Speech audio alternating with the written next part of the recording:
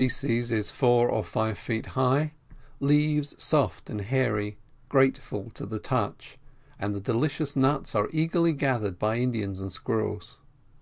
The sky, as usual, adorned with white noon clouds. June 28. Warm, mellow summer. The glowing sunbeams make every nerve tingle. The new needles of the pines and firs are nearly full grown and shine gloriously. Lizards are glinting about on the hot rocks. Some that live near the camp are more than half tame. They seem attentive to every movement on our part, as if curious to simply look on, without suspicion of harm, turning their heads to look back, and making a variety of pretty gestures. Gentle, guileless creatures with beautiful eyes. I shall be sorry to leave them when we leave camp. June 29. I have been making the acquaintance of a very interesting little bird that flits about the falls and rapids of the main branches of the river.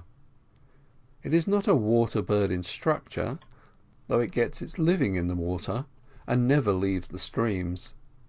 It is not web-footed, yet it dives fearlessly into deep swirling rapids, evidently to feed at the bottom, using its wings to swim with under water just as ducks and loons do. Sometimes it wades about in shallow places, thrusting its head under from time to time in a jerking, nodding, frisky way that is sure to attract attention. It is about the size of a robin, has short crisp wings, serviceable for flying either in water or air, and a tail of moderate size, slanted upwards, giving it, with its nodding, bobbing manners, a wrenish look. Its colour is plain bluish ash, with a tinge of brown on the head and shoulders.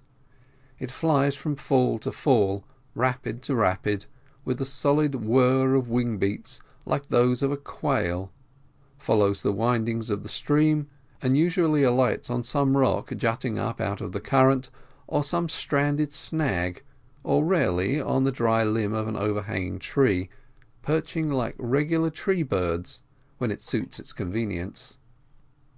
It has the oddest, daintiest, mincing manners imaginable, and the little fellow can sing too, a sweet, thrushy, fluty song, rather low, not the least boisterous, and much less keen and accentuated than from its vigorous briskness one would be led to look for.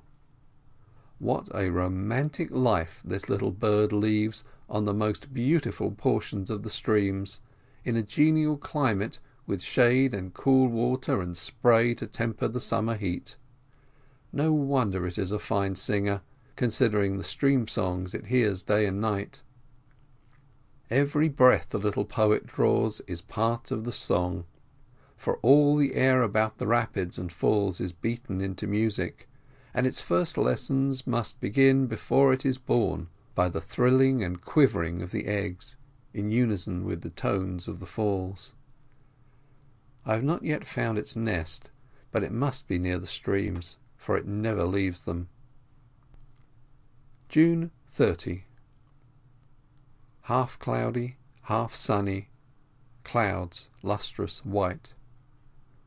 The tall pines crowded along the top of the Pilot Peak ridge look like 6-inch miniatures, exquisitely outlined on the satiny sky. Average cloudiness for the day about 0.25. No rain. And so this memorable month ends, a stream of beauty unmeasured, no more to be sectioned off by almanac arithmetic than sun radiance or the currents of seas and rivers, a peaceful, joyful stream of beauty. Every morning, arising from the death of sleep, the happy plants and all our fellow animal creatures, great and small, and even the rocks, seem to be shouting, "Awake, awake, rejoice, rejoice, come love us, and join in our song. Come, come." Looking back through the stillness and romantic enchanting beauty and peace of the camp grove, this June seems the greatest of all the months of my life. the most truly, divinely free, boundless like eternity, immortal. Everything in it seems equally divine, one smooth, pure, wild glow of heaven's law, never to be blotted or blurred by anything past or to come. End of section 4.